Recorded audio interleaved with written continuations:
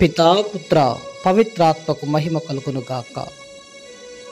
క్రీస్తునాథునియందు ప్రియ సహోదరి సహోదరులారా, ఈనాడు మీ అందరినీ ఈ యొక్క వాక్య పరిచర్యకి ఆహ్వానిస్తున్నాను. నేడు తల్లి శ్రీ సభ సకల మృతుల దినోత్సవాన్ని కొనియాడుతుంది. మరణం అంటే మనందరికీ బాధ కలిగించే విషయం, కానీ ఆ మరణమే ఒక మధురమై జీవితాన్ని ముద్దాడుతుంది. మరణం శత్రువు కాదు, జీవితానికి ముగింపు ఇచ్చే ఒక సుమధురమైన గీతం. అదేవిధముగా మరణం ముప్పు కాదు, అది ముక్తి. జీవితం దాని వరకు సాగిన యాత్ర అని ఒక మహానుభావుడు పలుకుతూ ఉంటాడు. జీవితం అనే సముద్రములో ఆత్మ మోక్షమనే తీరానికి చేరుతూ ఉంది, అదే మరణం. దానిని క్రీస్తు ప్రభు మనందరికీ ఆయన బోధించి ఉన్నారు. మానవ జీవితంలో మరణం అంతము కాదు, అది ఆరంభమే అని మనకు క్రైస్తవత్వం బోధిస్తూ ఉంది. అందుకే యేసు ప్రభు నేనే పునరుత్థానమును జీవమును అని పలికి ఉన్నారు. ఎవరైతే నాయందు విశ్వసిస్తారో వాణ్ణి నేను అంతిమ దినమున లేపుదనని ఆయన మనకు వాగ్దానం ఇచ్చినారు. కానీ ప్రస్తుత క్రైస్తవత్వం ఈ విషయాన్ని మరచి జీవిస్తూ ఉంది. కథోలిక వేద సత్యోపదేశ సంక్షేపములో ఆర్టికల్ 1006లో మరణం అనేది మానవ జీవితానికి సహజమైన అంతం. అది పాపము ద్వారా ఈ ప్రపంచంలోకి ప్రవేశించింది. ఏ మానవుడు దానిని తప్పించుకోలేడు. అయినా ఆ మరణాన్ని క్రీస్తు ద్వారా ఆశీర్వాదంగా మారింది. ఆ మరణం క్రీస్తు ప్రభు దాన్ని శాపంగా ఉన్న దానిని ఆశీర్వాదకరంగా మార్చున్నాడు. మరణం అంటే మానవ చరిత్రలో అత్యంత భయానకమైన విషయం. అది నిస్సహాయమైనటువంటిది, విచారమైనటువంటి అనుభవాన్ని మనకిచ్చేటువంటిది. ఆదిలో ఏవమ్మ ఆదాము పాపం చేసినప్పుడు దేవునికి అవిధేయించినప్పుడు వారు తత్ఫలితముగా మరణాన్ని చవిచూస్తున్నారు. అందుకే ఆదిలో దేవుడు వారితో ఆదికాండం 3వ అధ్యాయము 19వ వాక్యములో ఈ విధంగా పలుకున్నాడు. నీవు మట్టి నుండి పుట్టినవి కాబట్టి తిరిగి మట్టిలోనే కలిసిపోతావు అంటే తండ్రి దేవుడు మాటను అవిధేయించినటువంటి ఆదిమ తల్లిదండ్రులతో ఈ మాట పలికిన్నారు.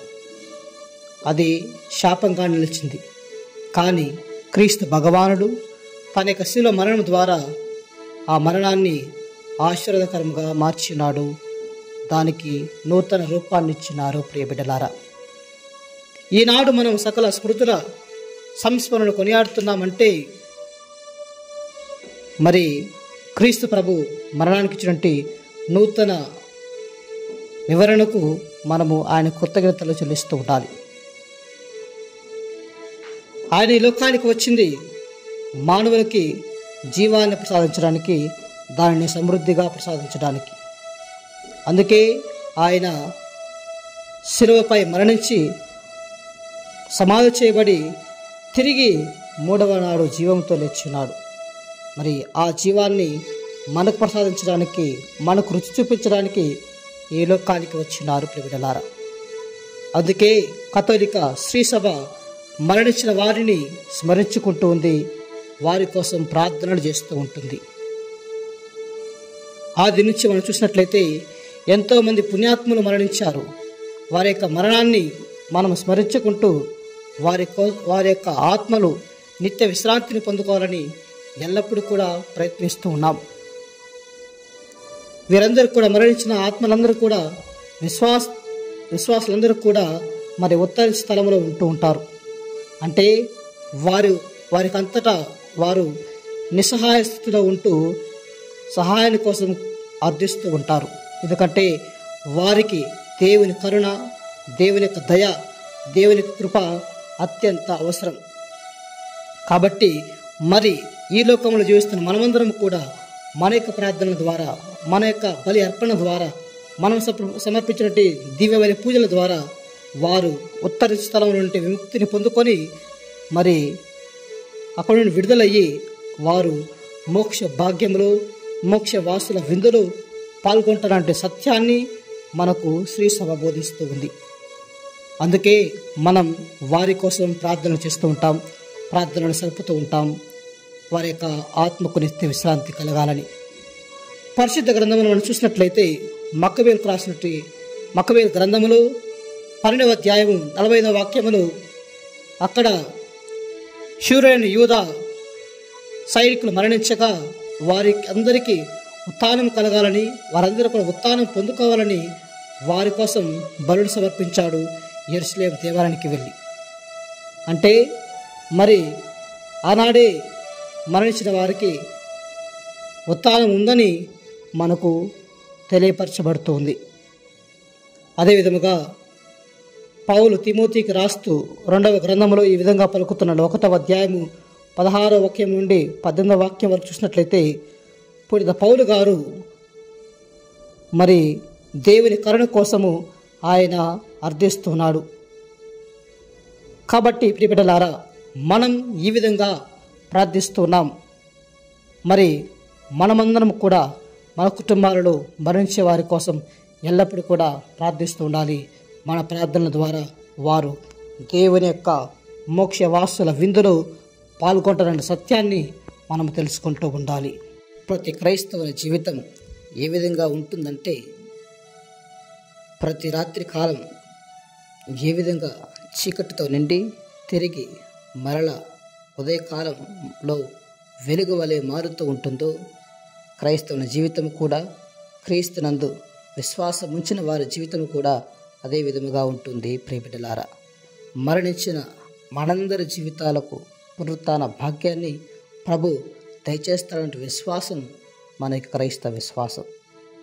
అందుకే పునీత పౌలుడు తెస్సలోనిక ప్రజలకు రాస్తూ 1వ లేఖ 4వ అధ్యాయము 4వ వాక్యములో ఈ విధంగా పలుకుతూ ఉంటారు. యేసు మరణించి ఉత్థానం చెందినని మనము విశ్వసింతము కనుక మన విశ్వాసం బట్టి ఆయన యందు మరణించిన వారిని యేసుతో పాటు ఉండటకు దేవుడు వారిని తన వెంట పెట్టుకొని వచ్చును అని బోధిస్తున్నారు. అంటే ఎవరైతే విశ్వాస జీవితాన్ని జీవిస్తూ ఉంటారో, ఎవరైతే మరి ప్రభువునకు అంకితమై జీవిస్తూ ఉంటారో వారందరికీ పునరుత్థాన భాగ్యం ఉన్నదని ఆయన బోధిస్తున్నారు. కాబట్టి ప్రియ దేవుని బిడ్డలారా, ఈ లోకములో మనము ఎంత సంపాదించామా కాదు, ఎంత బంగ్లా ఉందా కాదు, ఎలాంటి ఆస్తిపాస్తులు ఉన్నాయని కాదు, కాకపోతే ఎంత గొప్ప పేరు సంపాదించాము, ప్రభువునందు ఎలా జీవించాము అన్నదే మన యొక్క జీవితానికి, రానున్న జీవితానికి అది మరి ఒక మెట్టులా పనిచేస్తూ ఉంటుంది.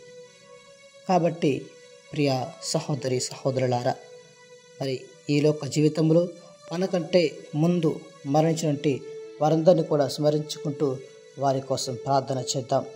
వారి వలె మనము ఏదో ఒకరోజు మరణిస్తామన్న సత్యాన్ని ఎరుగుతూ మరి మన జీవితంలో గర్వాన్ని, అహంకారాన్ని, లేకపోతే మరి దేవునికి అయిష్టమైన కార్యాలను వదిలిపెడుతూ మనము నిశ్చలముగా, నిర్మలముగా జీవించడానికి ప్రయత్నిస్తూ ఉండాలి ప్రియబిడ్డలారా.